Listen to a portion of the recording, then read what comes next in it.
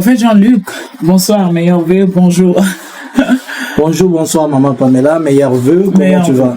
Merci, je vais très bien et vous, comment vous allez? Je me porte bien par la grâce de Dieu, je vous salue tous, vous qui nous suivez sur Analysons Congo. Je suis venu chercher maman Pamela pour vous, pour que vous puissiez plus la manquer. Voilà, maman Pamela est là, maman Pamela a eu des attaques, elle n'avait pas de voix pendant plus de 5 jours, plus d'une semaine. Et finalement, par la grâce de Dieu, j'espère que vous allez bien aussi. Meilleurs vœux, bonne année. On est là, je suis sûr et certain, on est à Massissi. Hein, prophète Jean-Luc, est-ce que vous pouvez faire le tour, montrer quand même là où nous sommes ou comment? Oh non, souffrez, mais nous sommes à Massissi. Massissi Centre, hein? Massissi Centre. Massissi Centre, là où Félix Tshisekedi a bombardé des gens dernièrement. Voilà. Ah, c'est juste une petite parenthèse. Mais nous sommes là, on veut juste faire un petit live pour un petit message. Nous voulons comprendre ce qui s'est passé au Katanga. En fait, Jean-Luc, je ne sais pas si vous avez suivi aussi ces images. Ce sont des images tellement horribles. Moi, je n'ai pas pu visionner ces images. Dites-nous d'abord, c'était où? Que s'est-il passé? On nous dit que ce sont le partisan des Gédéons. Est-ce que jusqu'aujourd'hui, Gédéon a toujours de partisans?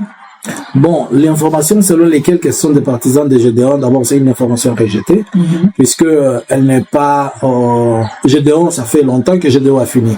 Même si la fois passée on disait que Gédéon devait revenir, mais il n'y a pas vraiment eu d'impact, ni les services de renseignement n'ont rien donné sur ça. Alors, il s'est passé des événements hier au niveau à Bukama, précisément à Bukama, pour les gens qui ne savent pas, c'est dans les Hauts-Lomami, c'est à 250 km de Kamina. Au début, c'était un motard qui était ils étaient en discussion avec un policier et le policier a poignardé le motard. Le motard est décédé sur place. Alors les autres motards sont venus manifester et dans leur manifestation, on ne sait pas si c'est de là que ça a dégénéré. Automatiquement, les militaires qui étaient déployés, puisque on va rappeler que ça fait presque une semaine qu'on est en train de déployer beaucoup de militaires en provenance de Kamina vers Bukama et dans d'autres. Sous prétexte de protéger Kalemi. Sous prétexte de protéger Kalemi et dire que l'avancée de l'AFC elle est en train de venir, alors tout le monde est sur le qui-vive. Alors c'est dans ce sens-là que ces militaires qui sont venus, ce sont eux qui s'en ont pris à la population, la soi-disant Maï qui n'existe pas. On a tué, les chiffres sont encore à vérifier, puisqu'il y a de ceux-là qui parlent des 7, des 10. J'ai entendu même quelqu'un parler de 100, mais ça n'est pas vérifié, le nombre est trop exagéré. Mais il y a eu des gens qui sont morts. Il y a eu des gens qui sont morts, mais parmi les gens qui sont morts, il y a une image qui m'a fait tellement froid au dos. C'est un cadavre, un monsieur qu'on a déjà tiré, 4 balles à bout portant. Il est déjà par terre, il est décédé, mais nous avons vu un soldat en train de piétiner la tête du cadavre. Ces images-là, on n'arrive pas à comprendre c'est quel genre de haine. Parce qu'il était en train de parler en Tchoulouba, vous comprenez un peu le Tchoulouba. Dites-nous d'abord c'était quoi, si le monsieur était qui, pourquoi le policier était le soldat était en train de déchaîner cette haine sur un cadavre. Premièrement, c'est d'abord décevant de savoir que nous avons une armée où on pouvait dire qu'elle doit être disciplinée, structurée. C'est pourquoi même l'AFC est en train de dire que l'ARC, oui, l'armée des révolutionnaires congolais. Ouais. Ils disent que ça sera la nouvelle ossature ou bien l'embryon de c'est l'embryon de l'armée future. Puisque avoir un militaire de surcroît de la garde républicaine tirer sur un soi-disant rebelle ou manifestant ou quoi, 4 balles de suite, puisque eux ils ont tiré 4 balles, puisqu'ils disaient que le messier disait maï. Et pour l'achever, ils ont tiré 4 balles. Mais ce qui est trop brutal, la personne était déjà morte. C'est un cadavre, il ne bougeait plus, il ne faisait plus rien. Et les militaires les piétinaient à la tête 4 fois à l'insultant. Il était en train de parler de Tchoulouba, il disait quoi Tchoulouba exactement? Je peux pas répéter ces mots-là devant les gens. Ok. Bon. Ouais, mais en lingala facile, il disait juste Maman Nayo, tu comprends? Voilà, il disait ça en Tchoulouba. Oui, mais vous comprenez, je ne vais pas exagérer, je ne vais pas aller au-delà. Alors, c'est comme ça. Non, c'était plus que ça, c'est qu'il était en train de dire. Oui, c'était plus que ça, mais avec colère, avec rage, je ne comprenais pas puisque parmi les soi-disant Maï, ils n'ont même pas tué un policier. Ils n'avaient pas des armes. Ils n'avaient pas des armes, ils n'avaient pas de machettes, ils étaient pratiquement main vide. Mais on ne sait pas jusqu'où la colère de ceux-là qui étaient en train de faire sont arrivés jusqu'à faire ça. Et je vais vous signaler que parmi toutes les personnes qu'on a arrêtées, il n'y avait que des civils, pas des civils, il n'y avait que des enfants. Et j'ai vu une maman, deux mamans avec leurs enfants en main.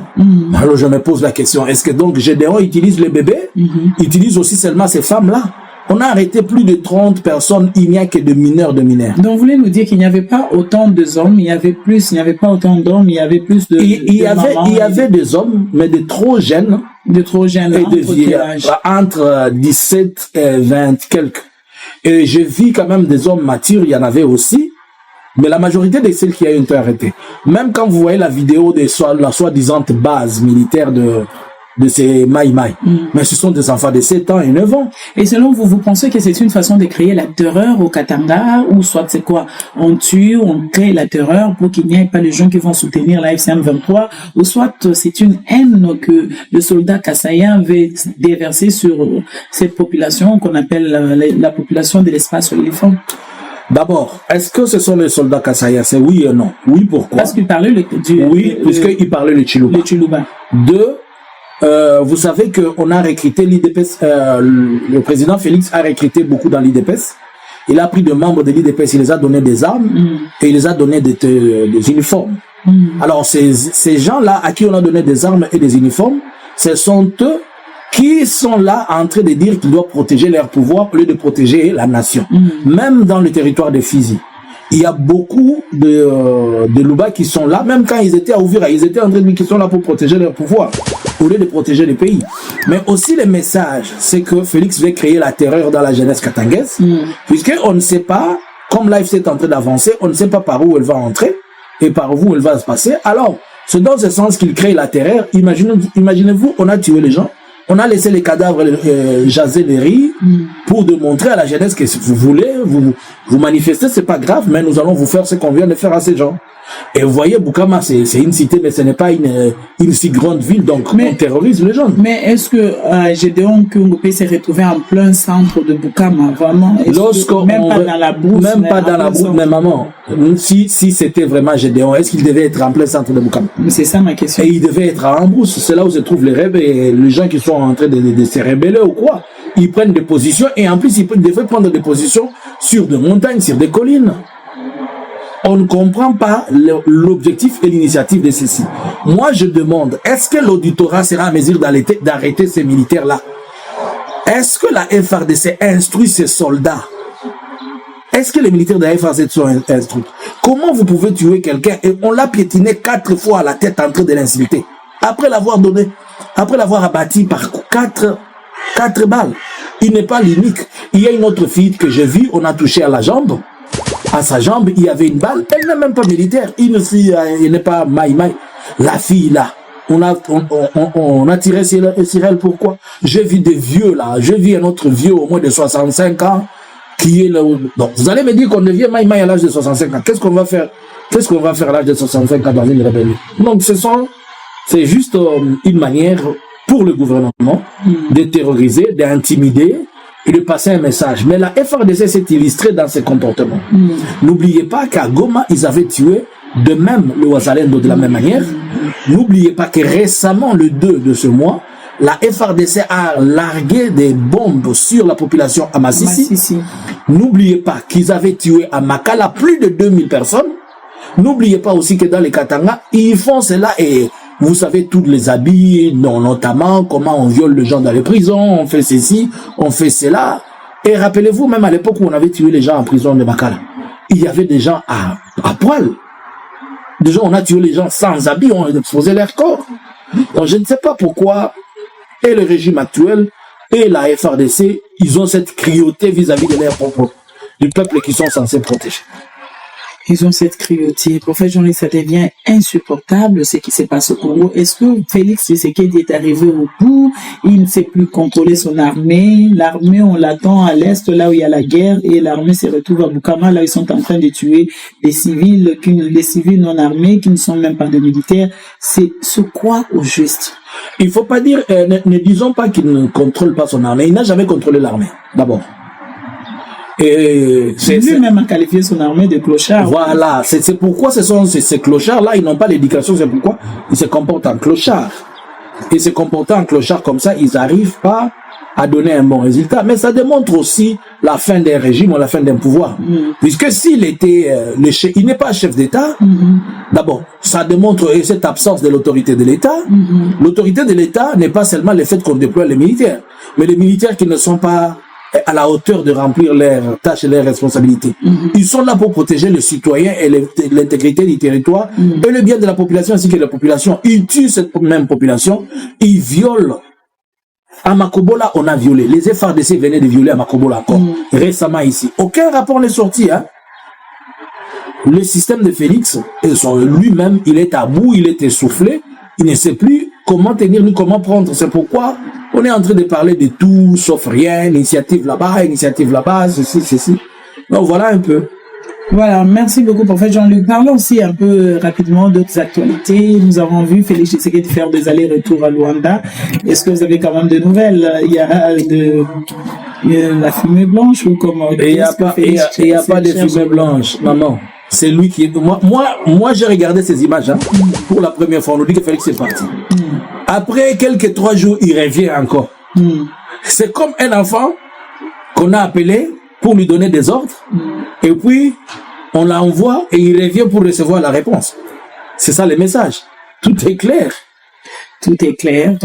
Mais pourquoi il fait ces va-et-vient? Est-ce que nous savons quand même la vraie raison derrière ce va-et-vient? Ce va-et-vient, c'est le soufflement. Il est à bout et il est en train de s'y plier, ceux qui peuvent. Vous avez remarqué que toutes ces démarches ont échoué, non? Washington, nous sommes aujourd'hui le 40e, nous sommes le 12 du mois d'avril et du mois de janvier. Un mois et au-delà. Où sommes-nous actuellement? Est-ce que quelqu'un peut évaluer pour nous l'accord de Washington? On peut nous dire on est à quel niveau? Qu'est-ce qui a déjà été fait un mois après? Bon, où en est Doha? Bon, le rêve Doha, c'est déjà fini. Mais c'est ce que je suis en train de vous dire, que toutes ces initiatives échouent. C'est pourquoi il ne veut plus de Doha. Pourquoi? Puisqu'il a cru qu'en allant à Doha et disant aux Qataris, vous voyez, vous allez venir dans les Kilomoto, vous êtes dans à Walikale avec Alpha Mining, vous devez maintenant sanctionner. Comme on avait donné l'opportunité la fois passée en disant AFC de reculer sur Walikale, il s'est dit que c'est devenu un jeu, donc il va exploiter ces gens dans ce sens. Et si le Qatar ne lui donne pas ce qu'il pense être la réponse, maintenant il se rebelle. Bon, les USA, c'est lui-même qui nous avait amené aux États-Unis et il avait dit que comme il a Donald Trump, il a la terre tout entière. Bon, il quitte là-bas, maintenant c'est devenu Ndayishimiye. Ndayishimiye vient dans ce conflit avec ses intérêts que tout le monde connaît, l'argent et le reste, et la menace qui pèse sur lui. Alors, il se retrouve que les États-Unis ne répondent pas, Qatar ne répond pas, et qui d'autre? Il est parti à Ouzbékistan, tu te rappelles? Il est devenu Ouzbek. C'est vraiment regrettable ce qui se passe avec notre président Félix Tshisekedi. Bon, il faut prier pour lui, nouvelle année, peut-être il aura de nouvelles stratégies pour bien sécuriser le pays, parce que ce qui se passe au pays est vraiment inacceptable. Le peuple souffre dans tout ça, c'est le peuple qui sont en train de payer le prix. Le prophète Jean-Luc, je ne vais pas vraiment vous prendre trop du temps, on est ici au balcon, il fait déjà froid, vous nous voyez dans nos jackets. Je reviens encore. Le massif, il fait toujours froid, mais je reviens encore sur un autre sujet des gens qu'on a tués à Bukama, le prophète Jean-Luc, pour chuter.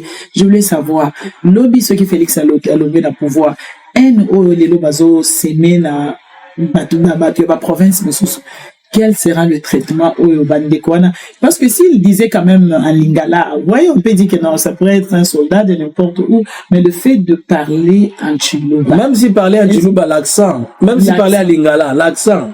Parce qu'au prophète Jean-Luc na image il y a la province plus précisément espace ils font ceux qui le pouvoir à Tshisekedi il qui batouana dans la position il passe au Canada Félix c'est quand nous sommes en train de dire ces choses, ce n'est pas puisque quelqu'un a besoin de propager ce qui n'est pas bon ou comment, mais eux-mêmes ils ont déjà fait ce qui n'est pas bon et on le voit face à d'autres provinces, notamment d'abord l'espace swahiliphone. Je ne comprends pas comment les gens vont cohabiter. Il faudrait qu'on travaille beaucoup sur la cohabitation de la population, et notamment avec d'autres provinces. Ce n'est pas seulement la partie Est qui est affectée par ces choses. Tout le monde est affecté par la présence depuis le pouvoir de Félix. Félix a tellement tribalisé chaque chose, il a tellement amené le clientélisme dans tout ce qui peut exister, de telle manière que pour lui, le moyen le plus favorable, c'était de faire ça. Maintenant, si aujourd'hui il n'est pas Maman Pamela, c'est un grand problème. Un sérieux problème, puisque des victimes vont payer le prix. D'abord, il faut se rendre à l'évidence. Ce n'est pas tout le monde du Kasaï qui bénéficie de ce qu'il est en train de faire. Rappelez-vous que nous sommes en train de voir tout le jour que au Kasaï, les gens ont faim, il manque de l'eau, il manque ceci, il manque cela. Donc, c'est un groupe de personnes qui ont été sensibilisées.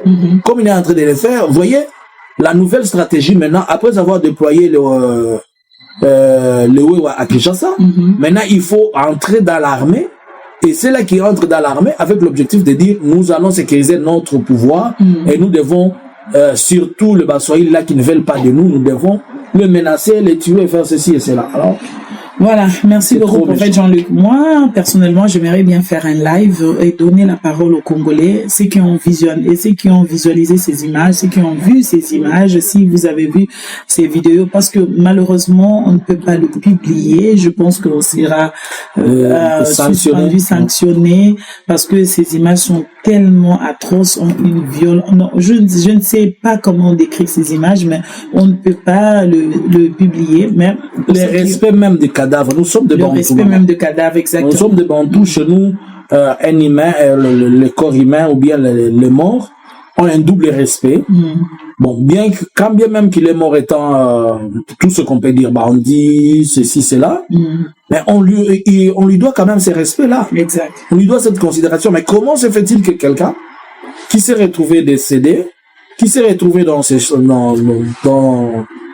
contextes, on continue il lui manquait seulement de mettre de feu, hein. Il allait le brûler même, je pense. Ceux qui ont suivi ces images, ceux qui ont vu ces images, écrivez-nous, dites-nous qu'est-ce que vous en pensez.